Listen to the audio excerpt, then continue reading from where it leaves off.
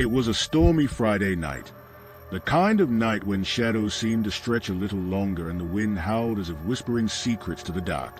Emma, a college student, had the house to herself. Her parents were out of town for the weekend, leaving her alone in their spacious suburban home. Emma was excited for the quiet weekend. She had planned to binge-watch her favorite shows, snack on junk food, and finally catch up on some much-needed relaxation. As the rain began to patter harder against the windows, she made herself comfortable in the living room. She wrapped herself in a soft blanket, a steaming cup of cocoa in hand, and clicked on her favorite thriller series. The house was eerily quiet except for the occasional crack of thunder. Lost in her show, Emma almost didn't hear the faint sound coming from the kitchen. It was subtle, like the shuffle of feet or perhaps the creak of a cupboard door. She paused the show and listened intently. Silence. Must be the wind, she muttered to herself, brushing off the unease that crept into her chest. She resumed watching, convincing herself that she was simply being paranoid. After all, it was just her imagination, right? But as the minutes ticked by, the noises became harder to ignore. A faint clinking sound, like glass tapping against glass, echoed from the kitchen again. This time, her heart skipped a beat. She grabbed her phone and turned on the flashlight. "Hello," she called out hesitantly. The word barely made it past her lips, as though the house itself was swallowing the sound. No response. Summoning her courage, she tiptoed to the kitchen. The light from her phone illuminated the dark corners of the room. Everything seemed in its place. The fridge hummed softly, the countertops were spotless, and the windows were securely locked. "See? Nothing," she whispered, exhaling a sigh of relief. She turned to leave, but just as she did, a shadow darted across her peripheral vision. She spun around, her pulse racing, but the room was empty. The rain pelted harder against the windows, masking any faint sounds. Trying to shake off her unease, Emma returned to the living room. She locked the front door, double-checking the bolt, and turned on every light in the house. Feeling slightly more secure, she resumed her show, though her eyes frequently flicked toward the shadows lurking in the corners of the room. An hour passed without incident, and Emma began to relax. The thunderstorm outside had started to subside, and she was halfway through an episode when the power went out. Darkness swallowed the room. The TV screen went black, and the sudden silence was deafening. Emma's breath hitched. She fumbled for her phone, using its flashlight to pierce the darkness. She tried to call her parents, but the storm had knocked out the signal. The realization that she was completely alone hit her like a wave. "Okay, Emma, stay calm," she whispered, trying to steady her trembling hands. She decided to check the fuse box in the basement. Gripping her phone tightly, she made her way to the basement door. The creaking of the wooden stairs under her weight sounded unnaturally loud. Each step felt heavier as she descended into the cold, damp space. The basement was even darker and more foreboding than she remembered. Boxes were stacked haphazardly, and cobwebs clung to the corners. She shone her flashlight around, looking for the fuse box. Finally, she spotted it against the far wall. As she made her way toward it, she froze. Footsteps. Slow, deliberate footsteps above her. Emma's heart pounded in her chest. She wasn't alone. She turned off her flashlight and crouched behind a stack of boxes, straining to listen. The footsteps grew louder, moving from room to room. Whoever it was, they were searching for something, or someone. "Think, Emma, think," she whispered to herself. She needed a plan. Her phone's battery was low, and there was no way she could call for help. She peeked around the boxes and spotted a rusted crowbar leaning against the wall. Grabbing it, she steeled herself. The footsteps stopped. The silence was oppressive. Emma held her breath, every muscle in her body tense. Then, the basement door creaked open. A beam of light swept down the stairs. Someone was coming. Emma's mind raced. She gripped the crowbar tightly, her palms slick with sweat. The intruder's footsteps echoed as they descended the stairs, one deliberate step at a time. Emma's heart hammered so loudly she was sure they could hear it. As the figure came into view, Emma's flashlight caught a glimpse of them. It was a man, dressed in dark clothing, his face obscured by a hood. He carried a large knife, its blade glinting in the faint light. Emma's grip on the crowbar tightened. She knew she had to act fast. As the man's attention was focused on scanning the room, she mustered all her courage and swung the crowbar with all her might. The metal collided with his arm, causing him to drop the knife and cry out in pain. Without waiting, Emma bolted up the stairs, her adrenaline fueling her every step. She slammed the basement door shut and locked it, her hands shaking uncontrollably. She ran to the front door, fumbling with the locks. Just as she managed to unlock it, she heard a loud crash from the basement. The man was breaking through the door. Emma sprinted outside into the pouring rain, screaming for help. She ran to her neighbor's house, pounding on the door.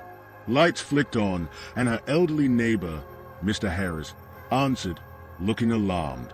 "Emma, what's wrong?" he asked. "Someone's in my house," she cried, her voice trembling. Mr. Harris immediately called the police while Emma stood in the safety of his hallway, trying to catch her breath. The minutes felt like hours, but eventually, flashing red and blue lights illuminated the street. The police searched Emma's house and found signs of forced entry but no trace of the intruder. However, they did find something chilling in the basement: a makeshift bed, empty food wrappers, and a notebook filled with disturbing drawings and notes. The man had been living in their basement for weeks, watching Emma and her family without their knowledge. Emma never stayed home alone again after that night. The incident haunted her for years, a grim reminder that sometimes the scariest monsters aren't the ones we see on TV, but the ones lurking just out of sight.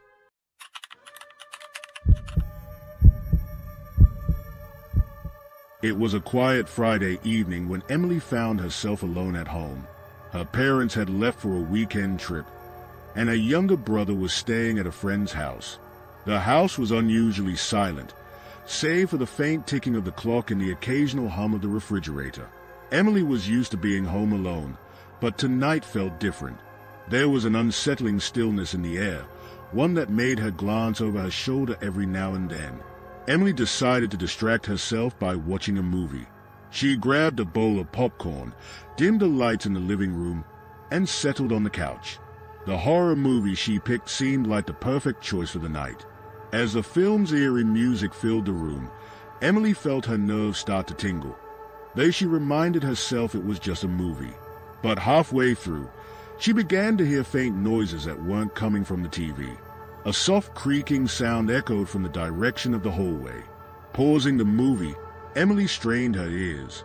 Probably just the house settling, she muttered to herself, though her heart had started to race. She brushed it off and resumed watching. The creaking noise didn't come back, but a few minutes later, she heard a faint tap-tap-tap. This time, it sounded like it was coming from the kitchen. Emily's grip tightened on the remote. She turned off the TV and sat in silence, listening. The tapping continued, irregular but persistent.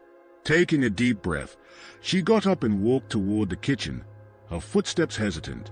When she reached the doorway, she found nothing out of place.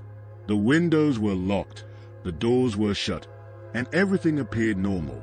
She shook her head, trying to dismiss the paranoia creeping in. Returning to the living room, Emily decided to call her best friend, Clara, for some company over the phone. "Hey, can you stay on the line with me for a bit?" Emily asked, trying to keep her voice steady. "I think I'm just freaking myself out being alone." Clara agreed and started chatting about her day, which helped Emily relax a little. But their conversation was interrupted by a sudden noise, a loud thud coming from upstairs. Emily froze, the phone slipping slightly from her grip. "Did you hear that?" she whispered into the phone. "Hear what?" Clara asked, her voice tinged with concern. "There's someone upstairs," Emily said, her voice barely audible. Clara tried to calm her down. "Maybe it's just something falling over. Do you want me to come over?" Emily nodded before realizing Clara couldn't see her. "Yes, please. Can you get here soon?" "I'll leave right now," Clara promised. Emily hung up and stood frozen in the living room, her ears straining for any more sounds. A faint scraping noise followed the thud, as if something heavy was being dragged across the floor. Panic surged through her. She quickly grabbed the nearest object, a decorative vase, as a makeshift weapon and began moving cautiously toward the staircase. As she reached the bottom step, she hesitated. Should she go up and confront whatever was making the noise, or stay downstairs and wait for Clara? Deciding it was better to stay safe, Emily retreated to the kitchen and locked the door behind her. She leaned against the counter, clutching the vase tightly. Minutes felt like hours as she waited. Every creak of the house made her jump. Then, without warning, she heard footsteps descending the stairs. They were slow, deliberate, and unmistakable. Emily's breath hitched as she realized someone was indeed in the house. The footsteps grew louder, heading toward the kitchen. She backed up against the wall, her mind racing. The doorknob rattled. Emily's heart pounded in her chest as she watched it twist slightly. "Who's there?" she called out, trying to sound braver than she felt. There was no response, but the rattling stopped. The silence that followed was almost worse. Then, a soft, chilling laugh echoed from the other side of the door. Emily's grip on the vase tightened as she prepared herself for the worst. The laugh faded, and she heard footsteps retreating back toward the stairs. Gathering every ounce of courage, she unlocked the kitchen door and peered out. The hallway was empty, but she could see the shadow of someone moving upstairs. Just then, headlights flashed through the front window as Clara's car pulled into the driveway. Relief washed over Emily. She ran to the door and flung it open. "Clara, thank God you're here," she cried, pulling her friend inside. Clara looked at her with concern. "What happened? Are you okay?" "There's someone in the house," Emily whispered urgently. "They're upstairs." Clara didn't waste any time. "We need to call the police." She pulled out her phone and dialed. As Clara spoke to the dispatcher, Emily locked the front door and grabbed her car keys, ready to bolt if necessary. The two girls waited anxiously by the door, listening for any sounds from upstairs. The house was eerily quiet now, as if the intruder knew they weren't alone anymore. When the police arrived, Emily and Clara ran outside to meet them. The officers entered the house, weapons drawn, and searched every room. After what felt like an eternity, one of the officers came back down. "There's no one here," he said. Emily stared at him in disbelief. "But I heard them. They were upstairs. They even tried to open the kitchen door." The officer nodded. "We believe you, but whoever it was is gone now. We'll check the perimeter and see if there are any signs of forced entry." The police found a window upstairs that had been pried open. There were muddy footprints leading from the window to the staircase, but they ended abruptly in the hallway. It was as if the intruder had vanished into thin air. Emily and Clara spent the rest of the night at Clara's house, too shaken to stay in the empty home. The next morning, Emily's parents returned, and she told them everything. Her dad promised to install better locks and a security system, but the unease lingered.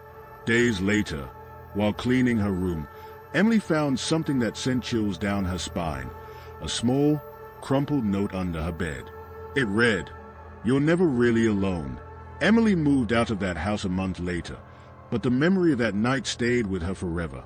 She never figured out who the uninvited guest was, but one thing was certain. They had meant to scare her, and they had succeeded. The evening was chilly, with a steady drizzle blanketing the neighborhood, when Sarah found herself alone in her family's sprawling suburban house.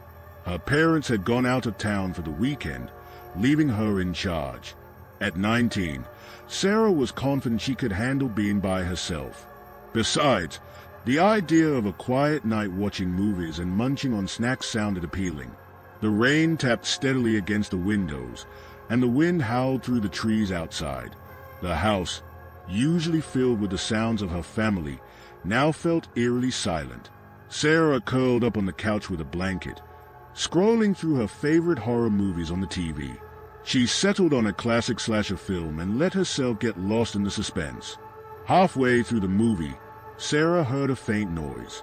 It wasn't the usual creak of the old house or the groaning of the wind. This was different, a soft, deliberate tap-tap-tap. She paused the movie and listened closely. Nothing. Convinced it was just her imagination, she hit play and continued watching. But then, she heard it again. Tap-tap-tap. It was coming from the kitchen. Sarah's heartbeat quickened. She muted the TV and strained her ears. The sound stopped. Gathering her courage, she got up, clutching her phone tightly, and walked toward the kitchen. The dimly lit hallway felt longer than usual, the shadows playing tricks on her mind. When she reached the kitchen, it was empty. The sound of the rain outside was louder here, and she assumed the tapping must have been the branches of a tree brushing against the window. She laughed nervously and poured herself a glass of water, trying to shake off the unease. As she turned to leave, she noticed something peculiar. The back door, which she was sure she had locked earlier, was slightly ajar. Her stomach dropped. She locked the door, double-checking to ensure it was secure this time. "It's nothing," she whispered to herself. "Just the wind." Returning to the living room, Sarah tried to focus on the movie, but her mind kept drifting back to the door. What if someone was out there? She dismissed the thought. This neighborhood was safe. Nothing ever happened here. An hour later, as Sarah was beginning to relax again, her phone buzzed. It was a text message from an unknown number. The message read, "Are you home alone?" Her blood ran cold. She stared at the screen, unsure of how to react. Her hands trembled as she typed back, "Who is this?"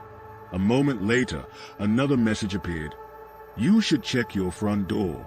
Panic surged through her. Her instincts told her to call the police, but curiosity got the better of her. She tiptoed to the front door, every creak of the floorboards amplifying her fear. Peeking through the peephole, she saw nothing but the rain-soaked porch. She hesitated before slowly opening the door.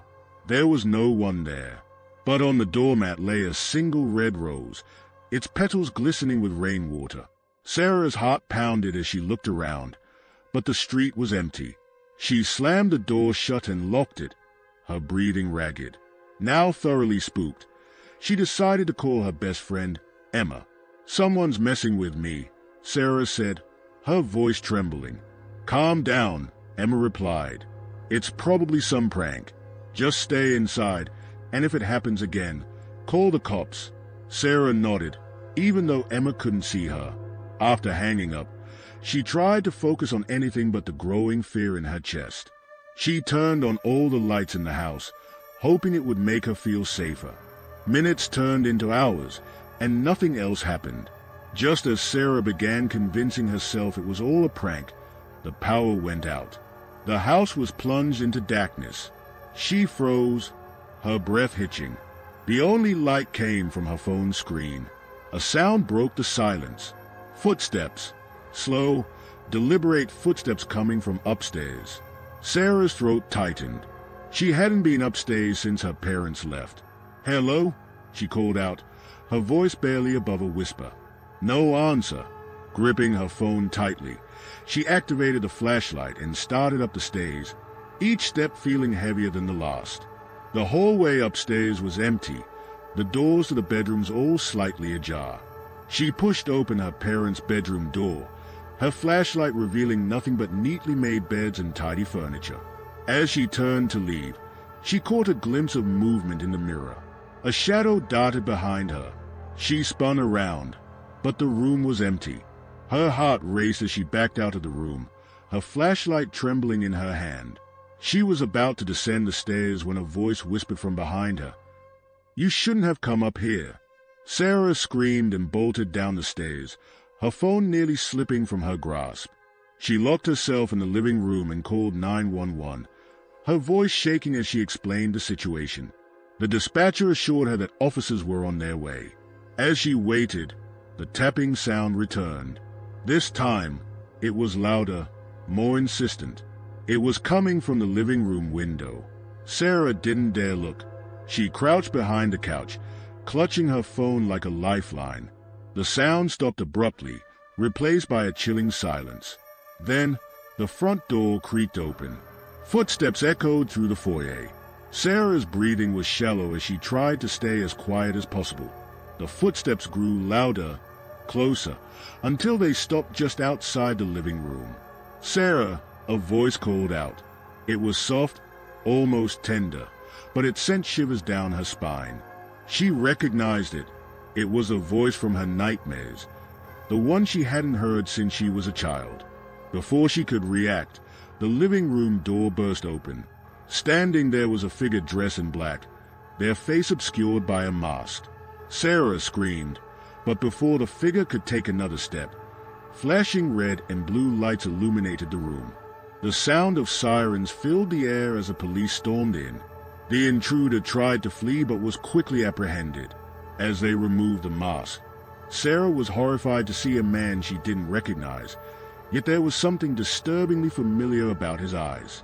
The police later discovered that the man had been stalking her for weeks, studying her routines and waiting for the perfect moment to strike. Sarah's parents rushed home, and while she was relieved to be safe, the experience left her deeply shaken. From that night on, Sarah never stayed home alone again. The uninvited guest had turned her sanctuary into a place of fear, a reminder that even in the safest neighborhoods, danger can lurk just beyond the door. The rain poured heavily on a quiet Friday evening, tapping against the windows like an ominous warning. Drops of rain splattered against the window, creating a rhythmic but eerie soundtrack. The dim glow of street lights flickered through the living room curtains, casting elongated shadows that seemed to dance on the walls. Sophia, a 22-year-old university student, had the house to herself for the weekend. Her parents had gone out of town to attend a family wedding, and her younger brother was on a camping trip with friends. She wasn't worried. She'd been home alone before. But tonight felt different. Sophia sat on the couch in her oversized hoodie, a bowl of popcorn on her lap, scrolling through her phone. She'd planned for a cozy night of movies and snacks. The rain, however, made the atmosphere feel strangely heavy, and the occasional creaks from the old house added to her unease. She tried to shake off the feeling. "It's just my imagination," she muttered to herself, clicking play on a thriller movie. Halfway through the movie, just as the protagonist discovered a hidden secret, there was a sudden knock at the door. Sophia froze, her hand halfway to her mouth with a piece of popcorn. The knock wasn't loud, but it was firm and deliberate. She glanced at the clock on the wall, 10:13 p.m. Who could it be at this hour? Sophia hesitated. Her parents had always told her not to open the door to strangers, especially at night. She tiptoed to the door and peeked through the peephole. Her heart sank. Standing on the porch was a man in his mid-30s, wearing a soaked hoodie. His face was partially obscured by the hood, but she could see enough to know she didn't recognize him. "Who is it?" Sophia called out, trying to keep her voice steady. The man didn't answer immediately. Instead, he took a step closer to the door. "My car broke down," he said, his voice muffled by the rain. "Can I use your phone to call for help?" Sophia's instinct screamed at her. Something about the situation felt off. "I'm sorry," she said. "I can't help you. Maybe try the house down the street." The man didn't move. He stood there, staring at the door. Then, without warning, he knocked again, harder this time. Sophia's heart raced. "Please," he said, his tone shifting. It was no longer pleading but slightly impatient. "Just let me in for a minute. It's freezing out here." Sophia backed away from the door, her mind racing. She grabbed her phone and dialed her dad's number, but it went straight to voicemail. She tried her mom's number with the same result. The man outside knocked again, louder this time. "I'm calling the police," she shouted, hoping to scare him off. There was a pause. For a moment, Sophia thought he might leave. But then, she heard it, the sound of footsteps moving around the side of the house. Her blood turned cold. He wasn't leaving. He was trying to find another way in. Sophia quickly locked all the doors and windows, her hands trembling. She turned off the lights, hoping to make it look like no one was home. She crouched behind the couch, clutching her phone. Her mind raced with thoughts. Should she call the police? What if it was all just a misunderstanding? But deep down, she knew this wasn't normal. Minutes felt like hours as Sophia sat in the dark, listening to the rain and her own rapid breathing. Suddenly, she heard a loud crash coming from the kitchen. She stifled a scream. He was inside. Her hands shook as she dialed 911. "Please," she whispered into the phone. "Someone's broken into my house. I'm home alone. Please hurry." The operator assured her that officers were on their way, but Sophia knew it would take time.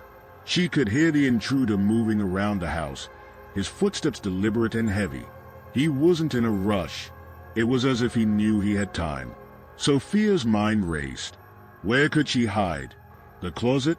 Under the bed? Every option felt too obvious. Then she remembered the small attic hatch in the hallway. It wasn't ideal, but it was her best chance. Sophia crept towards the hallway, every step agonizingly slow. She reached the attic hatch and pulled down the ladder as quietly as she could. Just as she climbed up, she heard footsteps approaching the hallway. She scrambled into the attic and pulled the ladder up behind her, closing the hatch just as the intruder entered the hallway. Through a tiny crack in the hatch, Sophia could see him. He was taller than she'd realized, and his hoodie was soaked, leaving a trail of water on the floor. He held something in his hand, a crowbar. Sophia covered her mouth to muffle her breathing, tears streaming down her face. The man stood directly beneath the attic hatch, looking around. "I know you're here," he said, his voice eerily calm. "You can't hide forever." Sophia's heart pounded so loudly she was sure he could hear it. She clutched her phone, desperate for the sound of sirens. But they weren't coming fast enough. The man moved to another room, and Sophia knew she had to act. She couldn't just wait. Looking around the attic, she found an old metal rod, part of a broken lamp. It wasn't much, but it was something. She gripped it tightly, her knuckles white. Suddenly, she heard the sound of sirens in the distance. Relief washed over her, but it was short-lived. The man must have heard them too, because his movements became frantic. He started searching the house more aggressively, opening doors and cabinets, his frustration evident. When he returned to the hallway, Sophia made a decision. She pushed the attic hatch open slightly and peered down. The man's back was turned. Summoning every ounce of courage, she dropped the metal rod, aiming for his head. It hit its mark, and he stumbled, cursing in pain. Sophia didn't wait to see what happened next. She climbed down and ran for the front door just as the police arrived. The officers tackled the man as he tried to escape, and within moments, he was in handcuffs. Sophia sat on the porch, wrapped in a blanket provided by one of the officers. She recounted everything to them, her voice shaking but steady. They assured her she'd done the right thing and that she was safe now. Later, they informed her that the man was a wanted criminal who had been breaking into homes in the area. Sophia shuddered at the thought but felt a deep sense of relief that she'd trusted her instincts. That night, as she locked the doors and windows again, she realized she'd never take her safety for granted. The uninvited guest was gone, but the memory of that night would stay with her forever. If you enjoyed the terror, don't forget to hit that like button, subscribe for more chilling stories, and turn on the bell to never miss a new nightmare. Share your thoughts and theories in the comments below.